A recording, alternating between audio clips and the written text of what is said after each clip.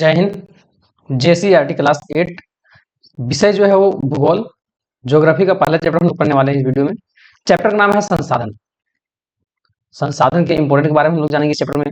संसाधन क्या होता है, संसाधन नहीं रहने से क्या हानि होगा, संसाधन से हम लोग को किस प्रकार से लाभ होता है और संसाधन को लोग किस तरह से दोहन कर रहे हैं, वो सारी चीज इस चैप्टर में हम लोग जानने वाले हैं। तो चलिए शुरू करते हैं। शुरू करने से पहले अगर आप चैनल में पहली बार आए तो चैनल को सब्सक्राइब कर लीजिए। स्पेशल आप लोग को बोर्ड एग्जाम को जो है वो जैक बोर्ड का अच्छे से तैयारी करवाया जाता है। यहाँ आप लोग को क्वेश्चन आंसर करवाया जाता है और इम्पोर्टेंट क्वेश्चन हो गया, एमसीक्यू हो गया, पीडीएफ नोट्स दिया जाता है। तो चैनल के साथ जुड़े रहिए। चलिए शुरू करते हैं। संसाधन, यहाँ एक कहानी है, उसको थोड़ा सा पढ़ते हैं। साजिया साजिया जो है अपने घर के आंगन में लगे पानी के नल को बार बार खोलकर जो है वो खेल रही थी। देखते भी होंगे कि मतलब पानी के लोग जो है बच्चा कितना मतलब पानी से लोग खेलते रहता है ना। बच्चा जो है खास करके पानी के साथ में चाहे बरसात हो चाहे कभी भी जो है पानी के साथ में जो है बच्चा बहुत ज्यादा खेलता है। तो यहाँ देखिए कि साजिया जो है अपने घर के आंगन में क्या लगा हुआ था नल, और नल को बार बार क्या कर रही थी, खोल रही थी। और उसने यह देखकर आंगन में जो है वो दादाजी ने कहा कि बेटा पानी बर्बाद मत करो, यह बहुत एक ही बहुमूल्य संसाधन है। अब साजिया सोचने लगी आखिर ये संसाधन क्या होता है। साजिया जो थी घर के बाहर में नल में बार बार नल खोल कर उस पानी को बर्बाद कर रही थी, खेल रही थी। अब उनके दादाजी आंगन में बैठे हुए थे, वो बोल दिए कि पानी बर्बाद मत करो इसको, ये बहुत ही बहुमूल्य संसाधन है। अब साजिया जो है संसाधन है, ये तो पानी है ना। साजिया के दिमाग में तो यही चीज आया ना कि उसके दादाजी बोले कि ये संसाधन है, बहुमूल्य संसाधन है, लेकिन साजिया तो पानी के सामने खेल रही थी। तो उसको समझ में नहीं आया कि आखिर ये संसाधन क्या होता है। तो वही चीज हम लोग अब देखेंगे आपकी संसाधन क्या होता है। हमारे चारों ओर नजर आने वाले वस्तुएं जो हमारे लिए उपयोगी एवं हमारी बुनियादों की आवश्यकताओं को जो पूर्ति करती है उसी को संसाधन कहते हैं। यहाँ समझिएगा संसाधन क्या है। तो हम लोग के चारों ओर जितने भी चीज नजर आते हैं, चाहे जो भी चीज है, हम लोग के चारों ओर जो भी चीज नजर आ रहा है वो हमारे लिए संसाधन है ना। हमारी आवश्यकताओं को पूरा कर रहा है ना। हमारी आवश्यकताओं की जो भी चीज हम लोग के चारों ओर जो नजर आ रहा है और हम लोग की जो आवश्यकताओं को पूरा कर रहा है, जो हम लोग को जरूरत है उसको पूरा कर रहा है, तो उस चीज को हम लोग बोलते हैं संसाधन। हम लोग कपड़े धोने एवं नहाने के लिए और जो है वो साबुन तथा पानी का प्रयोग करते हैं। हम लोग को कपड़ा धोना है, नहाना है, तो उसके लिए हम लोग क्या प्रयोग करेंगे, साबुन और पानी। तो घर से स्कूल जाने के लिए हम लोग किस चीज का प्रयोग करते हैं, रिक्शा या मोटर गाड़ी का। उसी तरह से अध्ययन करने के लिए हम लोग जो है पाठ्य पुस्तक, खाने के लिए हरी सब्जियां और अनाज का प्रयोग करते हैं। अतः ये सारी चीज जो है हम लोग के उपयोगी है हम लोग के लिए। तो ये सारे संसाधन कहलाएगा। मतलब हम लोग के चारों ओर में जो भी चीजें नजर आता है और हम लोग के लिए क्या उपयोगी है, जरूरत है, तो उसको हम लोग बोलते हैं संसाधन है। अब संसाधन शब्द बना कैसे है सो देते हैं। संसाधन शब्द जो है इसका अंग्रेजी में इसको बोलते हैं रिसोर्स, और इसका शब्द का हिंदी रूपांतर अगर हम लोग देखेंगे तो ये शब्द जो है री, अर्थात री का मतलब होता है पुनः, और सोर्स का मतलब होता है साधन।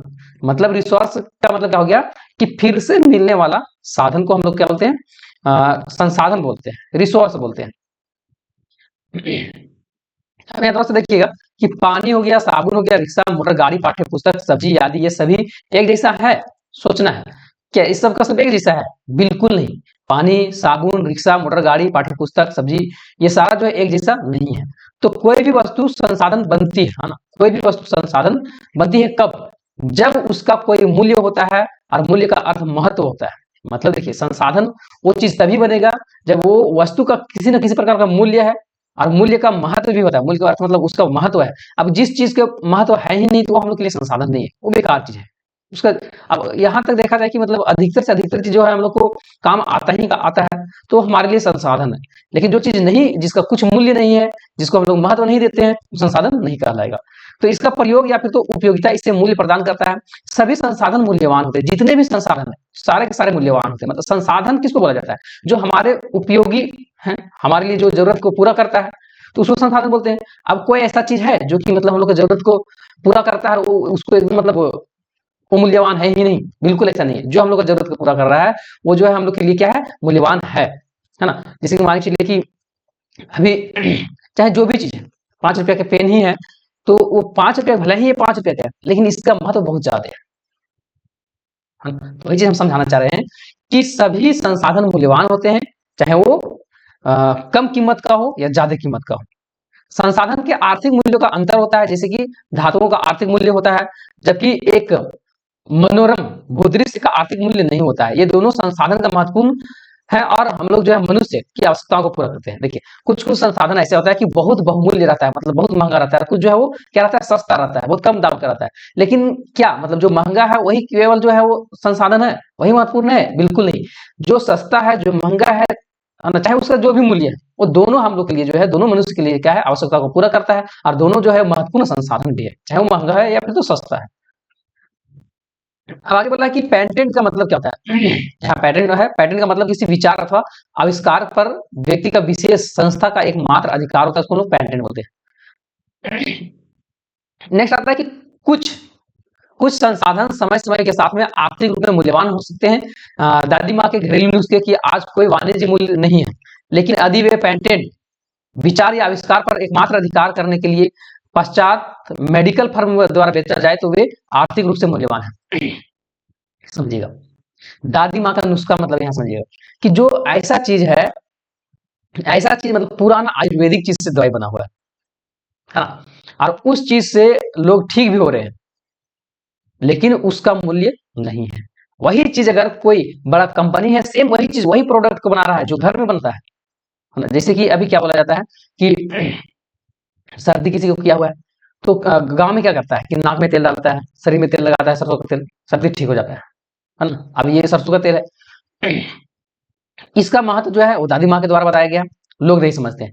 अब यही चीज को अगर इसमें सरसों तेल में जो है लहसुन डाल के और उसको नाक में लिया जाता है तो सर्दी क्या होता है, ठीक होता है। लेकिन यही अगर ये चीज जो है दादी माँ के द्वारा दिया गया नुस्खा है, इसको लोग उतना महत्व नहीं देते हैं। अब यही चीज खाली सरसों के तेल में लहसुन को है ना जो है वो गर्म करके और उसको पैक करके अगर बेचा जा रहा है तो उसका महत्व बढ़ जाएगा। मतलब जो चीज घर में जो बन रहा था उसका महत्व नहीं था, लेकिन ये किसी पैटेंट मतलब एक कंपनी के द्वारा बना के बेचा जा रहा है तो उसको आर्थिक रूप से उसका और भी मूल्यवान हो जाता है। सेम चीज जो चीज हम लोग घर में बना सकते हैं वो चीज जो है अपने घर में नहीं बनाते, बल्कि वो किसी कंपनी द्वारा बनाया जा रहा है और वो चीज जो है वो हम लोग खरीद रहे हैं जो कि अपने से बन सकता है, और वो उसके लिए जो किसी कंपनी के द्वारा जो किया जा रहा है, मेडिकल के द्वारा बेचा जा रहा है, वो इम्पोर्टेंट हो जाता है। तो अब यहाँ बोला जा रहा है कि क्या आप संसाधनों का प्राकृतिक उपहार समझते हैं? यदि हाँ तो ऐसा नहीं है। संसाधन जो है प्राकृतिक उपहार है? बिल्कुल नहीं। संसाधन मानवीय क्रियाओं का परिणाम है। मनुष्य प्रकृति प्रदत्त पदार्थों को संसाधन में परिवर्तन करता है, जो समय समय पर प्रौद्योगिकी पर निर्भर करता है। जैसे कि वर्तमान प्रौद्योगिकी की सहायता से सौर ऊर्जा हो गया का उपयोग और विद्युत उत्पादन के साथ साथ में अन्य कई कार्य किया जाता है, जबकि प्राचीन काल में इसका उपयोग कपड़ा एवं अनाज सुखाने में किया जाता था। और मनुष्य के विचार, ज्ञान, आविष्कार और खोज संसाधन की रचना करते हैं। प्रत्येक खोज आविष्कार की मदद से अन्य खोज के आविष्कार होते हैं। इस प्रकार से मनुष्य स्वयं ही महत्वपूर्ण संसाधन है और इस प्रकार से संसाधन कई प्रकार के भी होते हैं। बात यह समझिएगा पॉइंट ऑन। अभी जो है क्या संसाधन को प्रकृति को उपहार मानते हैं, मतलब जो संसाधन मिला हुआ है वो का प्रकृति से मिला हुआ है? तो यदि हाँ तो ऐसा नहीं है, ऐसा बात नहीं। संसाधन मानवीय क्रियाओं का परिणाम है। मनुष्य जो काम कर रहा है ना उसका परिणाम है। जिस तरह का मनुष्य काम कर रहा है उसके हिसाब से वो संसाधन का उपयोग करते जा रहा है। अभी सूर्य है, हाँ, पहले भी सूर्य था, काफी जब से पृथ्वी है तब से सूर्य भी है। तो अभी सूर्य का काम क्या हो रहा है? अभी सूर्य से लोग जो है वो उद्योग चला रहे हैं, सोलर ये सब चला रहे हैं। पहले पहले काम क्या होता था सूरज से? बस खाली कपड़ा सुखाना। पहले सूर्य से क्या काम किया जाता था? तो बस खाली कपड़ा सुखाना, है ना, पेड़ पौधा को जो भोजन मिलता था, है ना, ये सारा चीज। लेकिन अभी सूर्य से इतने तरह तरह के कार्य किए जा रहे हैं। तो ये क्या हुआ? ये मनुष्य के द्वारा जो क्रियाकलाप किया गया ना उसका परिणाम है। मनुष्य इसके साथ क्रियाकलाप करके और इसका जो है संसाधन के रूप में बनाया है सूर्य के प्रकाश को।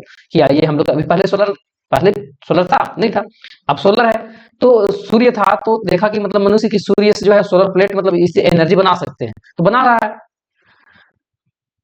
मनुष्य प्रकृति के पदार्थों का संसाधन में परिवर्तन करता है। जो मनुष्य जो है वो प्राकृतिक जितने भी चीज है उसको जो है वो संसाधन में परिवर्तन कर दिया है, प्रौद्योगिकी पर निर्भर करता है। जैसे वर्तमान प्रौद्योगिकी की सहायता से सौर ऊर्जा का उपयोग जो है विद्युत, है ना, बिजली बनाने के लिए उत्पादन किया जा रहा है और अन्य कार्य भी किया जा रहा है, जबकि प्राचीन समय में इसका उपयोग जो है कपड़ा और अनाज सुखाने के लिए ही किया जाता था। अब मनुष्य जो है अपने ज्ञान से जो है आविष्कार कर करके बहुत तरह तरह के संसाधन का जो है वो खोज कर रहा है और प्रत्येक खोज या आविष्कार का मदद से अन्य आविष्कार भी होते जा रहे हैं।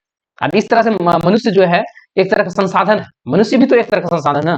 मनुष्य जो है हम लोग के लिए काम आ रहा है ना, जो सबसे पहले सोलर प्लेट बनाया होगा, जो बल्ब बनाया होगा, ये सब किया, तो वो भी तो एक तरह का संसाधन है, वो भी तो हम लोग के लिए काम आया, वो बनाया तब तो हम लोग ये चीजों को यूज कर पा रहे हैं। नेक्स्ट आता है कि संसाधन के प्रकार। तो यहाँ नॉर्मली जो है ये हम लोग यहाँ संसाधन 3 प्रकार के होता है, प्राकृतिक संसाधन, मानव निर्मित संसाधन और मानव संसाधन। प्राकृतिक संसाधन में क्या आएगा वो चीज हम लोग देखेंगे, मानव निर्मित में क्या आएगा और मानव संसाधन में क्या आएगा। तो संसाधन के प्रकार पहले, सबसे पहले प्राकृतिक संसाधन, मानव निर्मित संसाधन और मानव संसाधन। प्राकृतिक संसाधन में जो आता है उत्पत्ति के आधार पर इसको दो भाग में बांट दिया गया है, विकास के आधार पर दो भाग में बांटा गया है, उपयोग के आधार पर बांटा गया है और वितरण के आधार पर बांटा गया है ना। प्राकृतिक संसाधन को उत्पत्ति के आधार पर बांटा गया है। तो उत्पत्ति के आधार पर कौन कौन है, तो अजैव संसाधन और जैव संसाधन।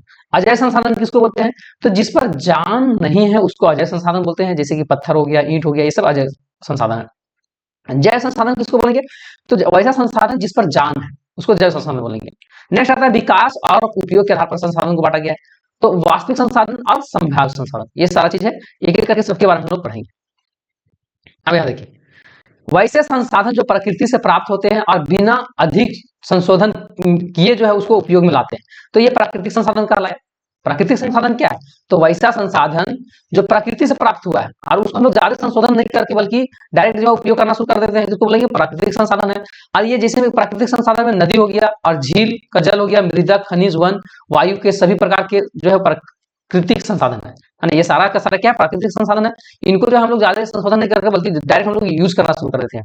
और इन सब संसाधनों में से सबसे मतलब बहुत, हाँ, इन सब संसाधनों में से बहुत से प्राकृतिक संसाधन सीधे उपयोग करते हैं, जैसे हम लोग ऑक्सीजन हो गया और पानी हो गया, मतलब बहुत सारा, मिट्टी हो गया, इसको डायरेक्ट हम लोग उपयोग करते हैं। कुछ प्राकृतिक संसाधन अच्छी तरह से उपयोग करने के लिए औजार और प्रौद्योगिकी का भी जरूरत पड़ता है, और कुछ जो है डायरेक्ट हम लोग यूज कर लेते हैं। प्राकृतिक संसाधनों का उनके विकास एवं प्रयोग के स्तर, उद्गम, भंडार एवं वितरण के अनुसार जो है उसको अलग अलग बांट दिया गया। सबसे पहले हम देखेंगे कि विकास और उपयोग के आधार पर संसाधन के बारे में।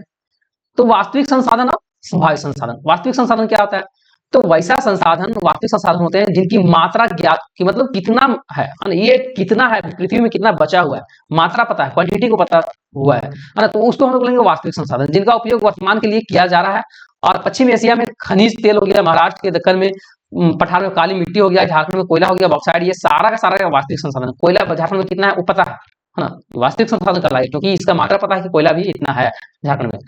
नेक्स्ट आता है संभावित संसाधन क्या होता है, तो वैसे संसाधन, संभावित संसाधन होते हैं जिनकी मात्रा ज्ञात नहीं है, मतलब पता नहीं है कि मतलब ये धरती के अंदर में कितना है या कितना नहीं है, इसको, जिनका उपयोग वर्तमान में नहीं किया जा रहा है, इसका उपयोग भी नहीं किया जा रहा है, लेकिन भविष्य में जो है ना इसका उपयोग किया जा सकता है। वर्तमान में प्रौद्योगिकी के स्तर संभवतः इन संसाधनों को आसानी से प्रयोग करने के लिए पर्याप्त रूप से उन्नत नहीं हुआ। मतलब अभी जो हम लोग टेक्नोलॉजी जो आया है, जो यहाँ प्रौद्योगिकी आया है भारत में या फिर पूरा दुनिया में, वो चीज उतना विस्तार नहीं कर पाया है जो कि हम लोग यूज कर पाए, है ना। लद्दाख में पाया गया यूरेनियम और केरल में, केरल के तटीय में पाए जाने वाला मोनोजाइट संभावित संसाधन कहलाते हैं।